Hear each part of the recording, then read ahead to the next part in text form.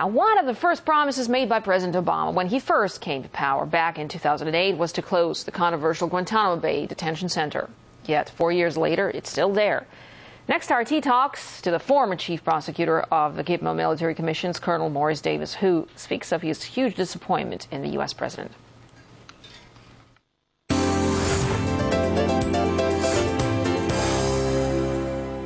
We're sitting down with Morris Davis, a man of a very interesting career. He was the chief prosecutor for the military tribunals at Guantanamo Bay. In 2007, he resigned over his objection to the use of evidence obtained by torture and to what he saw as growing political interference in those military tribunals. Now he says although President Obama promised to shut down Guantanamo, he doesn't have the, using Colonel Davis's own terms, the balls to do that. Colonel Davis, could you clarify that latest statement for us? Sure. He was elected, and I was thrilled, that he took office, and the first thing he did was sign an order closing Guantanamo within 1 year of his order, which was signed in January of 2009. And we're sitting here today, and Guantanamo is still open. The military commissions have resumed, and in my view, the president just didn't have the balls to follow through with doing the right thing. Do you think it's because when he became president, he learned things that he hadn't known before? I don't know if he learned things that he didn't know before, or he faced a bigger obstacle than he anticipated. Saying, the slogan, "Close Guantanamo," sounds fairly simple. Actually following through and doing it is a much more difficult process. They're saying the reason we're not shutting down Guantanamo is because we don't know what to do with remaining detainees. Other countries don't want to have them. Well, we haven't helped ourselves in that front. The Uyghurs, for instance, the Chinese Muslims that were cleared years ago, is not being a threat to the U.S. We've begged 24 countries to help us out. They're not a threat. Take the Uyghurs. And a few countries did. A couple of years ago, a judge here in Washington, D.C. ordered the Uyghurs released and brought to the U.S. And suddenly our government said, oh no, they're too dangerous. We can't have them in the U.S. So while we begged other countries to help us out and take some of the detainees, we've never been willing to take one ourselves. So we're a little hypocritical on that front. Colonel Davis, you were the chief prosecutor at Guantanamo. I want to know, how did you go from being an advocate of the process to being a hardline critic of the practices?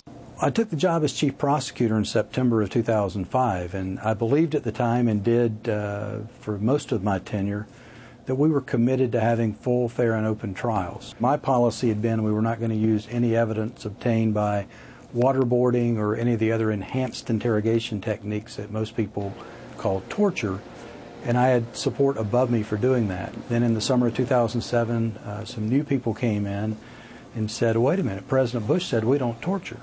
So if President Bush says we don't torture, who are you to say that we do? And we've got all this information that was collected that you're not using. You need to get in there and use it. And that was when I felt that our commitment to full, fair, and open trials had diminished, and I submitted my resignation. What would you say to those who claim the difference between President Obama and President Bush as far as their anti-terrorism policies is Bush would detain the suspects, torture them, prosecute them. President Obama just kills them. Doesn't have to go into all that detention trouble. Well, certainly, I think there's some facts to support that perception. Like I said, candidate Obama, said all the right things about justice and American values and closing Guantanamo and doing away with military commissions and upholding the rule of law. And then once he gets in office, he didn't just embrace the Bush policies, he kissed them on the lips and ran with them, and has advanced them further than President Bush ever did, like killing an American with a drone strike in Yemen. Anwar al-Awlaki. Correct, which is just astounding that an American president can make the unilateral decision that an American... Well, they're saying he was a really bad guy. He deserved it. Well, if bad guys need to die, there are a lot of other people I could put on that list. But an American citizen, for an American president to make the unilateral decision that a civilian agency, the CIA, would go to another country and launch an offensive military operation, fire a missile, and kill an American and bystanders. It wasn't just Anwar al-Awlaki that was killed. There were 4 people killed that day.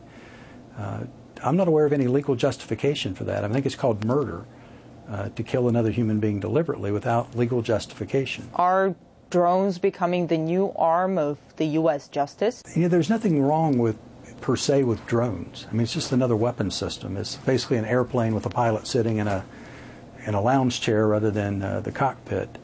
It's how they're used that concerns me. If they're being used to avoid complying with the law and giving people due process in their day in court, then that's a sad chapter in America's history if that's what we're doing. Our strength for 200 years was the law, not turning our back on it. So if the administration is choosing, if it has a choice between kill or capture, and they're choosing kill just because that's the easy route, and that's a sad commentary on America in 2011. Yeah, we hear that all the time. A U.S. drone killed 10 terrorists in Pakistan, as if that's beyond reasonable doubt that those were terrorists. I think it's another black spot on the American reputation. Would we condone it if these were American citizens being killed by another government under similar circumstances? It's great when we're the country that has the drones. It may not be quite as great when other countries have that same capability that are used against us. And crossing another border, launching an offensive attack, often conducted by the CIA, which is a civilian agency. They're not the military. They don't have combatant immunity.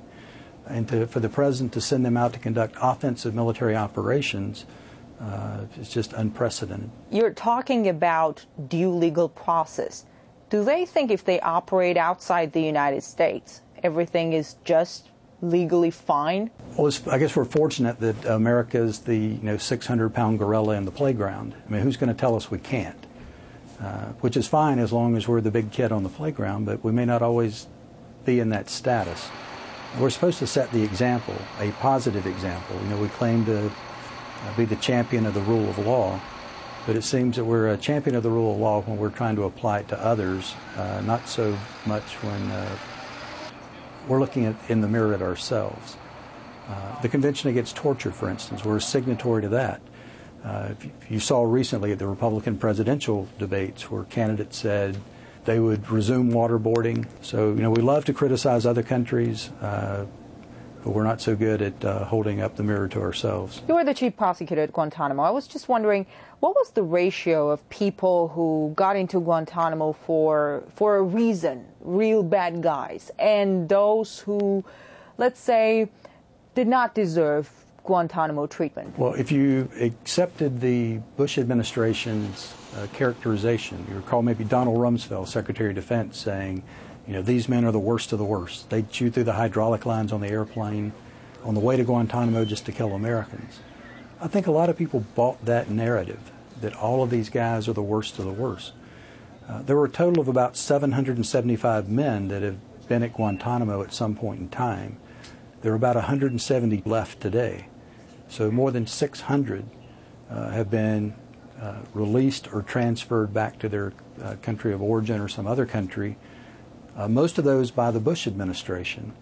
So, if these guys were all the worst of the worst, the hardened terrorists that were out to kill Americans, it seems strange that we would send more than 600 of them out of Guantanamo. The reason I asked is a former Guantanamo detainee told me when they seized him in Pakistan, Pakistani authorities were so anxious to give the Americans some numbers, in heads, that they couldn't care less about due legal process. He was tortured, he was sent to Guantanamo, spent a few years there before being released. On a different note, if President Obama during his next presidential campaign again promises to shut down Guantanamo and says, well, this time, yes we will and yes we can, would you believe him? I believed President Obama the first time he told me he was going to close Guantanamo. I had recently retired from the military when he was running for president, and for the first time in my adult life, I got to participate in a campaign.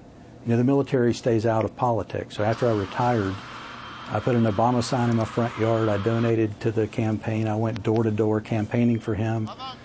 Somebody came in my yard, set my Obama sign on fire, and I put up another one. So I believed in this hope and change that he promised. What you're saying reminds me, someone wisely said, it's useless to hold a person to anything he says while he's in love, drunk, or running for office. Or all three at the same time, which would be even worse. But, you know, I've seen his lips move before and say the right words. I'll believe it when I see it. Thanks for the interview, sir. My pleasure. Thank you for your time.